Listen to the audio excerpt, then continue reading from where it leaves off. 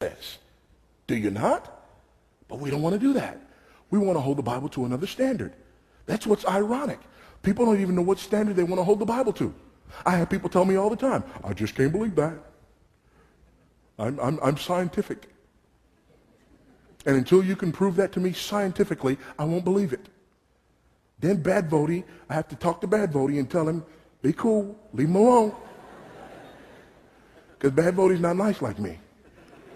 He's not. And I know if I let him loose on these people who say that they want it proved to him scientifically, I know he's not going to be nice. He's going to look at him and say, okay, see, here's the problem. You just proved that intellectually you don't deserve to be in this conversation. But I'm going to let you stay in because this is going to be fun, okay? Because he says stuff like that. I don't know why he says stuff like that, but he just does. He says stuff like that, okay?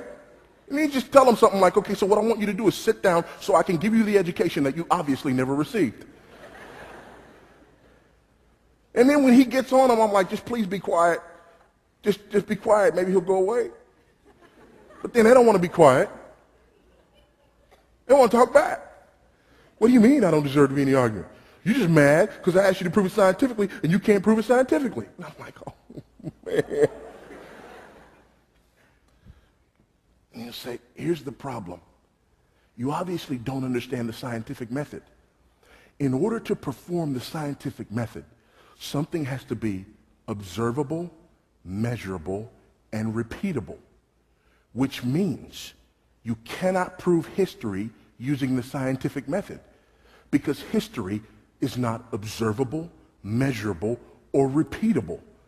For you to ask for scientific methods proving the veracity of Scripture is like you saying, I want you to prove scientifically that George Washington was our first president. You can't do that because his presidency is not observable, measurable, or repeatable.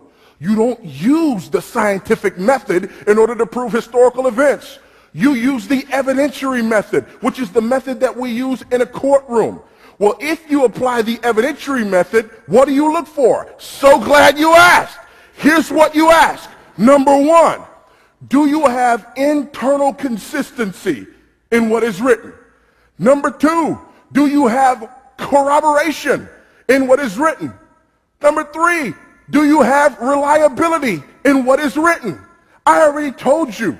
3 languages, 3 continents, 40 authors, 66 books, 1,500 years. You look up the word corroboration in the dictionary, there ought to be a picture of the Bible right next to it. You look up internal consistency. We have all of these authors who don't even know each other, and they tell one story, the story of the glorious God redeeming mankind in this world for his own honor and glory and namesake. They're all telling the same story. They're telling it in different parts. They use names. They use dates. They use places so that you know exactly who they're talking about, exactly when they're talking about it, and exactly where they were when they were talking about it. So the question that I ask is this: if we're looking for internal consistency, if we're looking for corroboration, and if we're looking for reliability, is it actually the intelligent person who doubts the New Testament?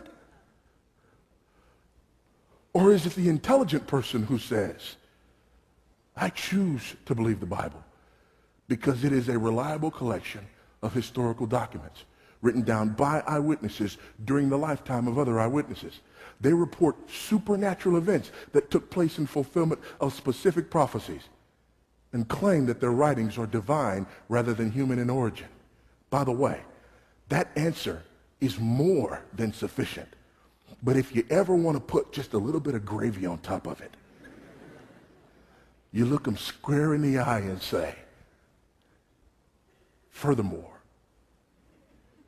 I tried it. Worked for me.